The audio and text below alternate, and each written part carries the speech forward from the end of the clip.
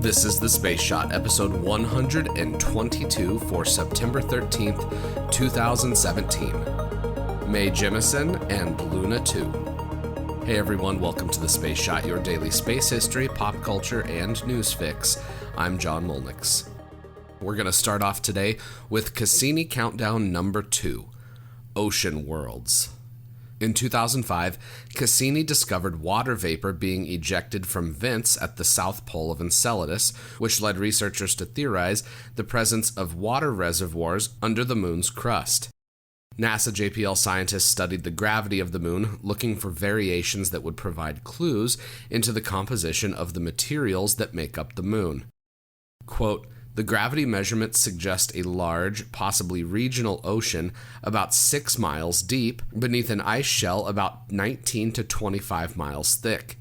The subsurface ocean evidence supports the inclusion of Enceladus among the most likely places in our solar system to host microbial life." As Cassini project scientist Linda Spilker put in this article, quote, "Material from Enceladus's south polar jets contains salty water and organic materials, the basic chemical ingredients for life.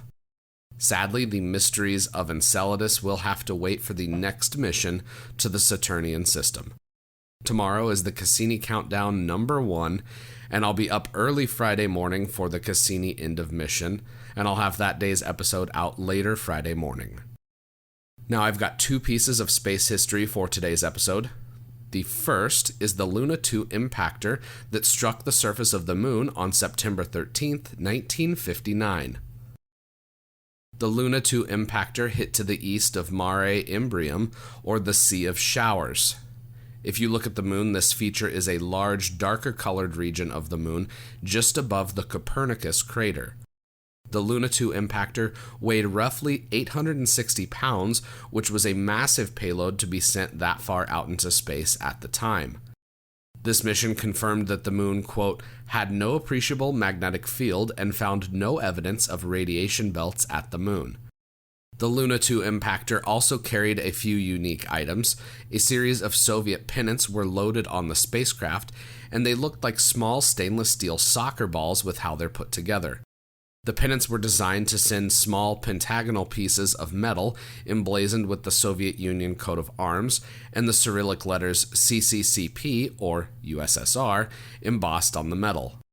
At the Cosmosphere in Hutchinson, Kansas, they have one of the copies of the spherical pennants, and I'm posting a picture of the copy of the pennant on Facebook, Instagram, and Twitter, so be sure to check those out. The other pennant is located at the Eisenhower Presidential Library in Abilene, Kansas, 2 unique and unusual resting places for small but interesting pieces of space race history. Let's jump ahead a couple decades. It's time to talk about the shuttle.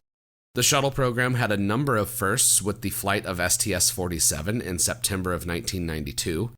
It was the 50th mission of the shuttle program, the first time an African-American woman flew in space, the first time a Japanese astronaut flew on the space shuttle, and the first time a married couple flew into space on the same mission.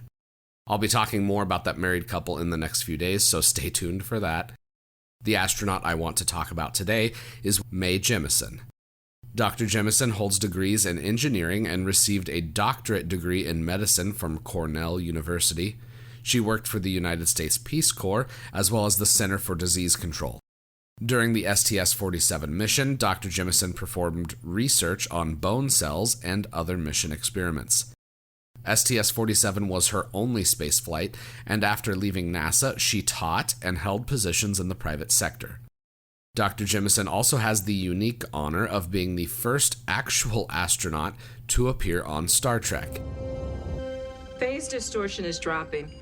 The next transport window opens in 42 seconds. How long will we have, Lieutenant? 36 minutes, sir. We are losing time. Lieutenant Riker should be here.